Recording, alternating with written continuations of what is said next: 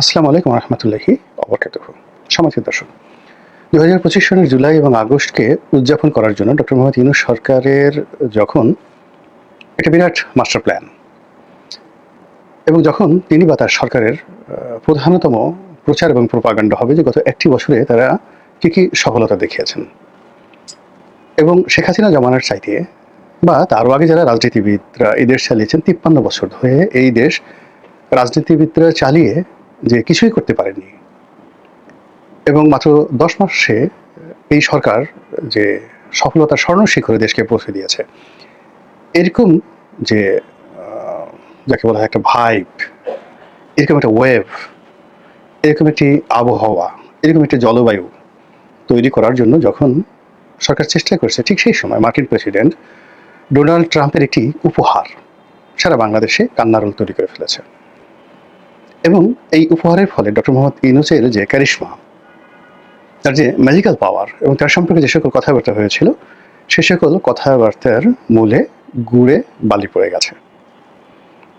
ঘটনাটা কি?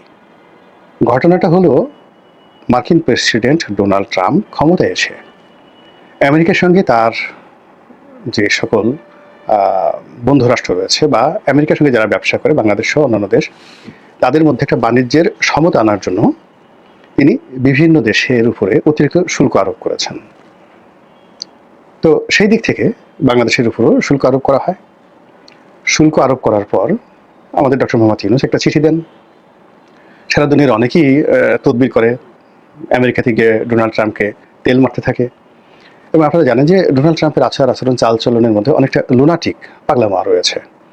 এবং তিনি বেশ রং তামাশা করে বললেন যে বিশ্বের বড় বড় রাষ্ট্রপতি, রাষ্ট্রপ্রধান তাকে যেভাবে তোয়াজ করছেন, তদবির করছেন এবং যেভাবে তার পায়ের উপরে, ঠিক এইভাবে কথাগুলো বলছেন, যেভাবে আমার পায়ের উপর পড়ে যাচ্ছে, এটা আমার খুব ভালো লাগছে। আমি যদি এরকম না করতাম তারা কি কাজ করতো?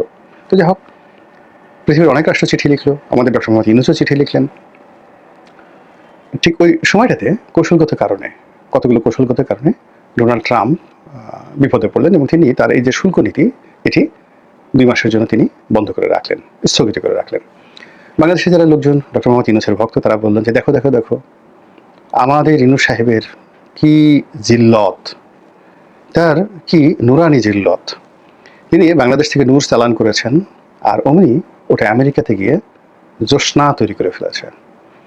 এবং তিনি এখান থেকে যে নূরের জিল্লতি, সেই জিল্লতির তীর মেরেছেন, ওটি ডোনাল্ড ট্রাম্পের হৃদয়ে গিয়ে এমন তোলপাড় তৈরি করেছে যে তিনি ডক্টর মোহাম্মদ ইউনূসের সেই চিঠির সম্মান জানাতে বাধ্য হয়েছেন। এবং ডক্টর মোহাম্মদ ইউনূসের সম্মানে কেবল বাংলাদেশ নয়, সারা দুনিয়াতে তিনি এই ২ মাসের জন্য পুরো প্রকল্প বন্ধ করে দিয়েছেন। ভালো কথা, আমরা খুব খুশি।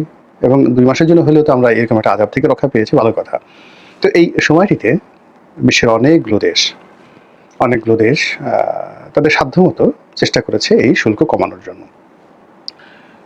বাংলাদেশের জন্য আমরা যে রপ্তানি করি আমেরিকাতে, আমাদের যে পণ্য, আমাদের একমাত্র প্রতিদ্বন্দ্বী হলো ভিয়েতনাম। তো এখানে চীনের শুল্ক কত হলো, ভারতের শুল্ক কত হলো, পাকিস্তানের কত হলো, এটা আসলে আমাদের জন্য কোনো ম্যাটার করে না।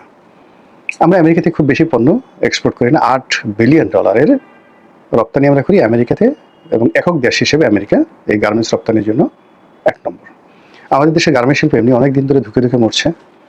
এবং এই যে গার্মেন্টসের যে ব্যবসা পদ্ধতি, সিএম মানে কাটিং অ্যান্ড ম্যানুফ্যাকচারিং, মানে আমেরিকান যারা বায়ার আছে বা বিশ্বের যারা বায়ার আছে, তারা শুধুমাত্র আমাদের এই গার্মেন্টসগুলোকে, মানে টেলারিং শপ যেভাবে আমরা ব্যবহার করি, যে দেখা গেল যে একটা টেলারিং শপে আমরা মানে কিনে দিই, যাকে বলা হয় কাপড় কিনে দিই, অথবা আমাদের পছন্দ মতো কাপড় টেলারিং শপ থেকে কিনি, আর ওই টেলার একটা নির্দিষ্ট টাকার বিনিময়ে আপনাকে একটা কাপড় বানিয়ে দেয়।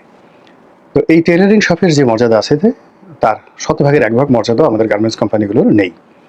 এর কারণ হলো বিদেশি যারা বায়ার, তারা কাপড় কিনে দেবে, সুতা পছন্দ করে দেবে, তারপরে বোতাম কী ধরনের হবে সেগুলো তারা পছন্দ করে দেবে, রং কী হবে, এবং ওই যে ডিজাইনটা কীভাবে মানে কাটবে, কাপড় কাটবে, কীভাবে বানাবে, সেলাই করবে, একেবারে পুরো সিস্টেমটি তারা নির্ধারণ করে দেয়। তারপরে কার্টুন কেমন হবে, মানে কার্টুনের মধ্যে ওই পলিথিনের মধ্যে ঢুকিয়ে যেটাকে বলা হয় পলি কার্টুন, সেটা কেমন হবে। আবার ৩-৪টি গার্মেন্টসের যে সেটা শার্ট হোক, গেঞ্জি হোক বা প্যান্ট হোক, একত্র করে একটা কার্টুন করা হবে। সেই কার্টুনটা কেমন হবে, 4 পিস 5 পিস করে। আবার সেই 5 পিস 6 পিস যে মূল কার্টুনের প্রতি ভিতরে ঢুকানো হবে বড় কার্টুন, সেই কার্টুনের ডিজাইন থেকে শুরু করে কে সাপ্লাই দিবে, দাম কত হবে, সব কিছু হবে, সেটা পুরোটাই বায়ার করে। তাহলে আমাদের দেশের যে গার্মেন্টস কোম্পানিগুলো যারা আছে তারা মূলত বায়ারের হুকুমের চাকর অনুযায়ী তাদের কাপড়ের উপরে তারা ওই কাটে আর ওটা সেলাই করে। এই শুধু এতটুকু। কিন্তু এখানে যদি পান থেকে চুন খসে, তাহলে ধরুন একটা শার্ট বা একটা প্যান্ট বানাতে খরচ হয় 100 টাকা। তো 100 টাকার মধ্যে এই যে তার যে কাটিং অ্যান্ড ম্যানুফ্যাকচারিং, এই বাবদ তার খরচ মাত্র 10 টাকা। তো 10 টাকা যদি তার খরচ হয়, তার লাভ হবে কত? 1 টাকা, সর্বোচ্চ 1 টাকা, এর বেশি কেউ লাভ করতে পারে না।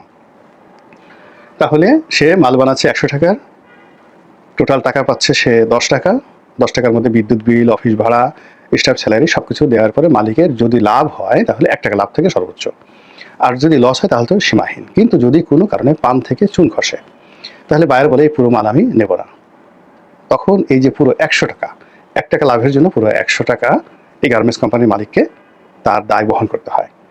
ফলে অনেক গার্মেন্টস কোম্পানি 10 বছর 15 বছর খুব সুন্দরভাবে ব্যবসা করে 1 টাকা 1 টাকা করে, কিন্তু জীবনে একবার বা দুইবার 3বার সে বিভিন্নভাবে ধরা খায়।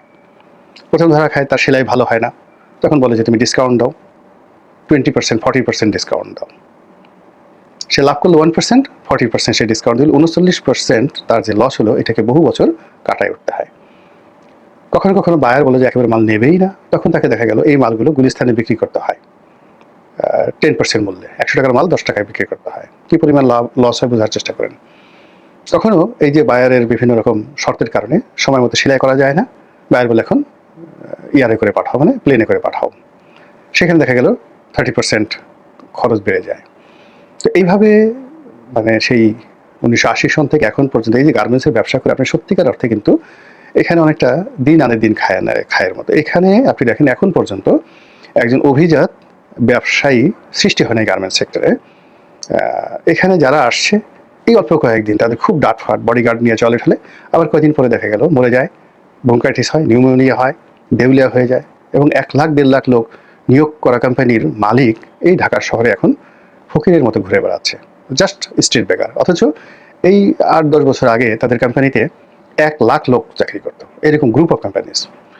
তো এইভাবে ঢাকাতে আছে, চিটাগং আছে, সব জায়গাতে আছে। তো এইরকম একটা সেক্টর, যেই সেক্টর বছরে 8 বিলিয়ন মানে ডলার এক্সপোর্ট করে আমেরিকাতে, এবং এই 8 বিলিয়ন ডলারের জন্য এক্সপোর্টের জন্য হয়তো তাদের 200 বিলিয়ন ডলারের বিনিয়োগ রয়েছে। 200 বিলিয়ন ডলারের বিনিয়োগ রয়েছে, মেশিন, জায়গা, জমি সব কিছু, এবং আমেরিকান এই বায়ারদের থাকবে, খাবে, সব কিছুর জন্য তারা সাজিয়ে গুছিয়ে রেখেছে। এই পুরো ব্যবসাটা, অর্থাৎ 200 বিলিয়ন ডলারের যে পুরো ইনভেস্টমেন্টটা এই সময়টিতে এসে চাপের মধ্যে পড়লো। এখন এই 8 বিলিয়ন ডলার এটা কেমনভাবে ঝুঁকির মধ্যে পড়লো, এটা আমরা খুব দ্রুত বুঝতে পারবো। যারা গার্মেন্ট চালান, যারা আমেরিকান মার্কেটে ব্যবসা বাণিজ্য করেন, সকলের মধ্যে রীতিমতো কান্নার রোল পড়ে গেছে।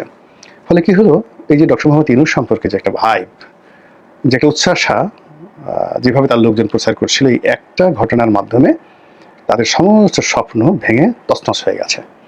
দ্বিতীয়ত, এই ঘটনাকে নিষ্পত্তি করার জন্য বা এটাকে একটা মিনিমাইজ করার জন্য, ট্যাক্সটা কমানোর জন্য, আগের থেকেই বলি যে এখানে দুটো আনসেটেল বিষয় রয়েছে। আগের থেকে এটা 16% ট্যাক্স ছিল। তো 16% ট্যাক্সের সঙ্গে যদি আবার 35% ট্যাক্স যুক্ত হয়, তাহলে 51% ট্যাক্স এখানে যুক্ত হবে।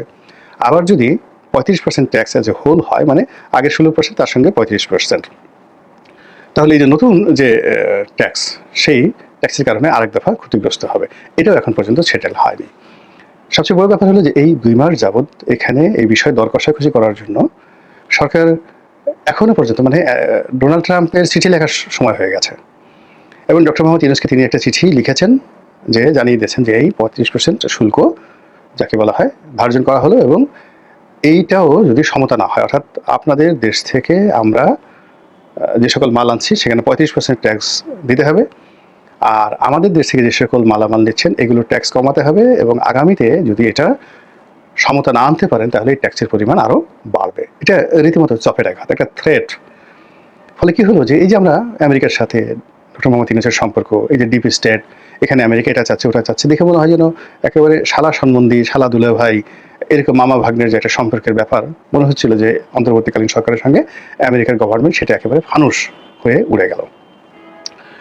এবং যে চিঠি মিস্টার ডোনাল্ড ট্রাম্প এই সময়টিতে দিলেন, এটি আমাদের এই জুলাই আগস্টের বিপ্লবের যে বর্ষপূর্তির আনন্দ, এই আনন্দকে রীতিমতো বিষাদে পরিণত করে ফেলল। এবং এই সমস্যা সমাধানের জন্য এখনো পর্যন্ত সরকারের পক্ষ থেকে কোনো কথা ওইভাবে আমরা কারো মুখ থেকে শুনিনি। জনাব ইউনূস তো উনি একেবারে মুখ বন্ধ রেখেছেন, কথা বলবেনই না। তো ওনার বাণিজ্য মন্ত্রী বললেন যে ঠিক আছে, আমরা আগামীতে একত্র বৈঠক করব, আশা করছি যে একটা ভালো কিছু হবে। তো এখানে যারা সরকারের কর্তা ব্যক্তি, এদের সবেধন নীলমণি যারা আছেন, তারা আছেন আশিক, বিডার আশিক। সবেধন নীলমণি আছেন সেই যে লুৎফে সিদ্দিকী, বাঁকায় বাঁকায় ইংরেজিতে কথা বলেন, তো খুব স্টাইল করে, মানে মনে হয় যেন ইংরেজি বলতে খুব কষ্ট হচ্ছে এরকম ইংরেজি। আমি এরকম অদ্ভুত ইংরেজি শুনিনি কখনো। খুব স্টাইলিস্ট, মানে তিনি যে ইংরেজি বলছেন এটা বোঝা যায় যে ভদ্রলোক ইংরেজি বলতেছেন আর কি। তো সেই লুৎফে সিদ্দিকী আছে, খলিলুর রহমান আছে, যিনি কিনা নিরাপত্তা উপদেষ্টা এবং আমেরিকা মানে তার পুরো নখদর্পণে। আর এখন বাণিজ্য উপদেষ্টা যাকে নেওয়া হয়েছে, তো তিনি বাংলাদেশের একজন বিশিষ্ট শিল্পপতি, তার যোগ্যতা শিল্প প্রতিষ্ঠার ব্যাপারে অনেক সুন্দর আছে, কিন্তু নেগোসিয়েশনের ব্যাপারে তার যে কোনো অভিজ্ঞতা নাই, তার প্রমাণ হলো যে এই তার যে পারিবারিক বিরোধ, মানে তার শিল্প প্রতিষ্ঠান নিয়ে তার ভাইদের সাথে তার যে বিরোধ, ওটাই তিনি এখন পর্যন্ত নিষ্পত্তি করতে পারেননি। আজকে ৩-৪ বছর ধরে তারা দুই ভাই একসাথে ব্যবসা করতেন। আকিজ বশির গ্রুপ, এখন তিনি যেটা করেছেন এটা ছিল নাসির বশির গ্রুপ। তো ওই যে নাসিরের সাথে এই বশিরের যে ব্যবসায়িক দ্বন্দ্ব এবং সংঘাত, এটা তিনি নিষ্পত্তি করেননি। তো যে লোক নিজের বিরোধ এখন পর্যন্ত নিষ্পত্তি করতে পারেনি, তিনি আমেরিকার বাংলাদেশের বিরোধ নিষ্পত্তি করবেন, এটা আমি বিশ্বাস করি না। এটার জন্য আলাদা একটা যাকে বলা হয় কানেক্টিভিটি, পলিটিক্যাল অ্যাটিটিউড, আরও অনেক কিছু দরকার হয়। একটা বন্ধুত্ব সুলভ মনোভাব, লিবারেল মাইন্ড দরকার হয়। কিন্তু যারা খুব সফল হয়ে যান জীবনে, ডক্টর মোহাম্মদ ইউনূস, এই যে বশির উদ্দিন, এরা সাধারণত অহংকারী হন, প্রচণ্ড অহংকারী হন, ইগোইস্টিক হন, এবং খুব নিজের স্বার্থে আঘাত হানলে তারা অনেক কিছু করতে পারেন। কিন্তু নিজের স্বার্থে যদি আঘাত একেবারে ব্যক্তিগতভাবে নিজের শরীরের উপরে আর নিজের টাকার উপরে যদি আঘাত না হানা হয়, এরা সাধারণত ইগো দেখান। তো সেই ক্ষেত্রে বাংলাদেশের যে সমস্যাটা, এটা হৃদয়ঙ্গম করার জন্য যে পরিবেশ পরিস্থিতি দরকার, এটা এরকম এই সরকারের কারোরই নেই। ফলে এখানে এই নেগোসিয়েশনটা ভালো একটা নেগোসিয়েশন হবে বলে আমার কাছে মনে হচ্ছে না। তবুও আশাবাদ ব্যক্ত করছি এবং আমি মনে প্রাণে চাচ্ছি যে এই সমস্যাটার একটা সুন্দর চমৎকার হোক, এবং শত কিছুর পরেও অন্তত এই বিষয়টি, যার সঙ্গে দেশের 40 লাখ লোকের মানুষের ভাগ্য জড়িত, আর 40 লাখ যারা শ্রমিক কর্মচারী রয়েছেন, তাদের সঙ্গে যদি 4 জন করে ধরেন, বা অন্য ধরেন প্রায় 2 থেকে 2.5 কোটি মানুষ সরাসরি গার্মেন্টস ব্যবসার সাথে জড়িত। কাজেই ভালো কিছু একটা হোক, ডক্টর ইউনূস সফল হন। দরকার হলে তিনি এই যে হারমোনির পুরস্কার আনার জন্য গেছেন, বিভিন্ন জায়গাতে ঘুরে ফিরে গেছেন, তিনি এই বিষয়টা নিয়ে যদি পারেন, তিনি একটু ডোনাল্ড ট্রাম্পের কাছে যান। দরকার হলে তিনি দৈনিক 50 লাখ, মানে এর আগে তো 10 লাখ টাকা রুমে ভাড়া থেকেছেন তিনি ইংল্যান্ডে পুরস্কার আনতে গিয়ে। কিন্তু আমাদের এই জাতির প্রয়োজনে তিনি আবার যান, দরকার হলে 50 লাখ টাকা প্রতিদিন রুম ভাড়া দিন তিনি, এবং সেই টাকা রাষ্ট্র যদি না দেয় আমরা ব্যবসায়ীরা দেবো, কিন্তু তিনি যান এবং যদি পারেন আমাদের জন্য কিছু একটা করেন। আসসালামু আলাইকুম রহমতুল্লাহি ওয়া বারাকাতুহু।